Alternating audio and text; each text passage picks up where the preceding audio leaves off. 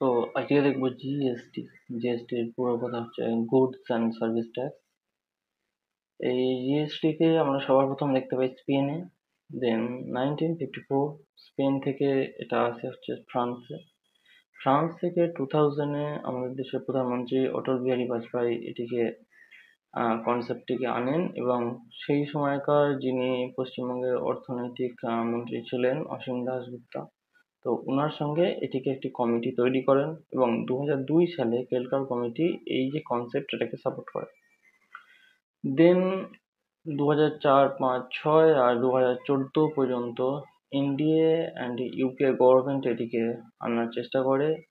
অবশেষে 2014 সালে 122তম constitutional amendment bill আর 2016 সালে 101তম কনস্টিটিউশনাল অ্যামেন্ডমেন্ট অ্যাক্ট, এই হিসাবে 1st of July 2017 আমাদের দেশে প্রথম জিএসটি এফেক্টিভ হয়।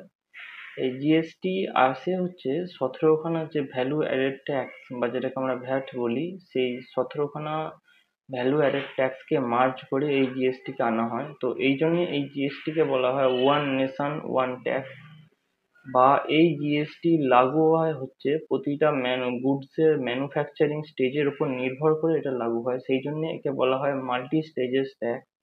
এবং এটা একটা ডেস্টিনেশন বেসড ট্যাক্স, যেটা আমরা দেখবো যে আইজিএসটি এই সময় এটা দেখা যায়। স্ল্যাবের মধ্যে হচ্ছে সিজিএসটি আছে, আইজিএসটি আছে, এসজিএসটি আছে, ইউটিজিএসটি আছে। তো এর মধ্যে সিজিএসটি মানে সেন্ট্রাল জিএসটি, এসজিএসটি মানে স্টেট, আইজিএসটি মানে ইন্টিগ্রেটেড জিএসটি, আর ইউটিজিএসটি মানে যেটা স্টেট জিএসটির সমতুল্য হয়, কারণ যেহেতু সেটা ইউটি মানে সেন্ট্রাল গভর্নমেন্টের আন্ডারে থাকে। তো রিসেন্টলি যেটা হয়েছে 56 একটা জিএসটি কাউন্সিলের আয়োজন করা হয়েছিল নিউ দিল্লিতে, যেটা চলেছিল হচ্ছে 3rd আর 4th সেপ্টেম্বর, ইভেন আজকেও সেটা চলছে।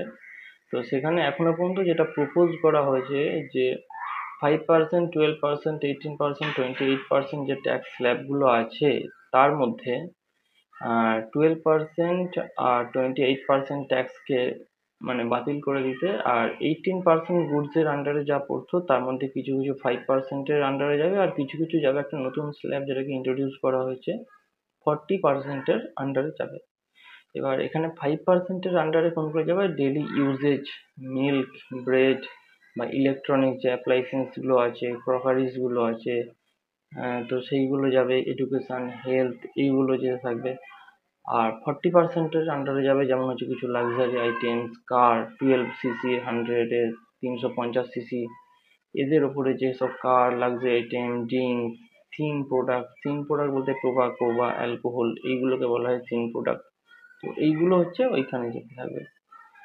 আর জিএসটি কাউন্সিল আমরা দেখতে পাই, যদি কনস্টিটিউশন অনুযায়ী দেখি তো আর্টিকেল 279 ক্লজ এ, আর জিএ 246 ক্লজ এ এখানে হচ্ছে স্টেট যে কোনো প্রোডাক্টের উপর জিএসটি ইম্পোজ করবে সেটা বলা হয়েছে। আর 279 ক্লজ এ সাব ক্লজ 4 সেখানে বলা হয়েছে যে কোনো স্টেটের ওপর বা ইউটির ওপর জিএসটি কাউন্সিল, তাদের ওখানে মানে কোনো একটা জিএসটি কাউন্সিল তৈরি করবে, সেটা ওখানে বলা হয়েছে।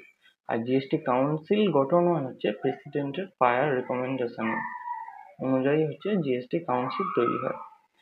তো এই হচ্ছে জিএসটির কথা। আর এখনো পর্যন্ত এইটুকুই আপডেট। আর নতুন যে স্ল্যাব আছে সেটা চালু হবে 22 সেপ্টেম্বর 2025।